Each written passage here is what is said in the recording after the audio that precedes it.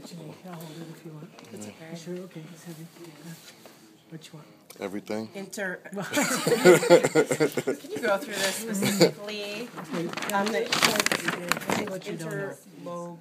Okay, let me show you the blood vessels Okay. if I can. Whatever's easier for you. Okay, I like to start here. Okay. Here's a renal artery. Sure. Okay, blood flows. Here's a renal artery, renal vein.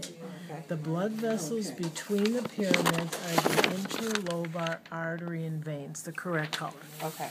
When you get to the top, it's an arcuate, I think of an arch. Sure. Okay, so arcuate artery, arcuate vein. Okay. Then the itty-bitty ones that are in the cortex, interlobular. So I always think the smallest one has the longest name. So it goes renal artery, renal vein, interlobar artery and vein, arcuate artery and vein, interlobular artery and vein. Okay. If it helps you, I'm not going to ask it here, but that's the arcuate. That's this. But that was Yeah, the red so- and the blue going Right, across. right. Right. That's So the same as this that. so this would be the interlobular. Right, exactly. Okay. Yeah, okay. And then, not to confuse Right. myself, but would this be the interlobar then? Yes, interlobar, arcuate, interlobar. But I won't ask it on Okay. here. I'll ask it on here. Okay. Do you have the nephron down, Pat? No. Okay. This whole unit from the little squiggly ball with all these little things hanging, that's called a nephron. That's basically what filters our blood. So the little white dots starting here are called renal corpuscles. They took a section of it, blew it up.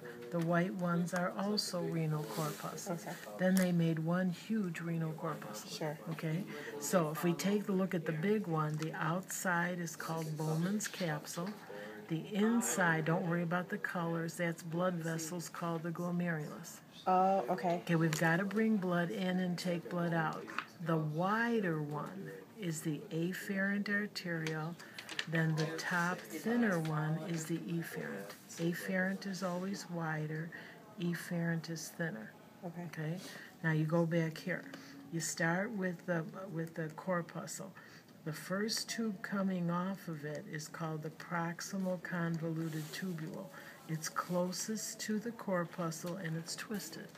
Just follow it like your maze. Go down the descending limb, go up the ascending limb, and then you get another squiggle, the distal convoluted tubule. Okay. It always connects to what I think looks like a tree branch, which is called the collecting duct. Wait, this is the... Collecting duct. Oh, okay. Every one of these little branches would have a nephron attached to it like this. Okay. They just didn't put it on. Right, sure. This would be too much. Yeah. So go back, and if you guys want me to repeat, come on back. I couldn't find the distal... Which one? That's this one. Distal's the one that connects to the collecting duct. It's the last squiggle. Okay. And the medulla is the whole, It's the whole area. and each section is called... Each little structure is the renal pyramid, right? Okay. And then the other thing this board is good for is that, can you see how the nephrons come in two different lengths? Yeah. The shorter one is That's called the the- cortical nephron. The long one is the juxtamedullary nephron. See, it's right here. Yeah. See, it's right here. Okay. Okay. And then one other thing I like this board for, you see the red and the blue loops? That's the last one on the list. Those are the vasa recta. Oh. That's where gas exchange occurs, but they really look like loops, so I like this board for So that. what about with the minor and the major? How do you Okay. point that out? Okay, first of all, here's a renal pyramid. The tip of the renal pyramid where it's white, that's called the renal papillae. That's on your list. Urine's going to flow from here to the small cutout areas called the minor calyxes, to the big cutout area, the major calyx. Number 4 is called the renal pelvis on all of them, and then out the ureter. Okay. It goes that way.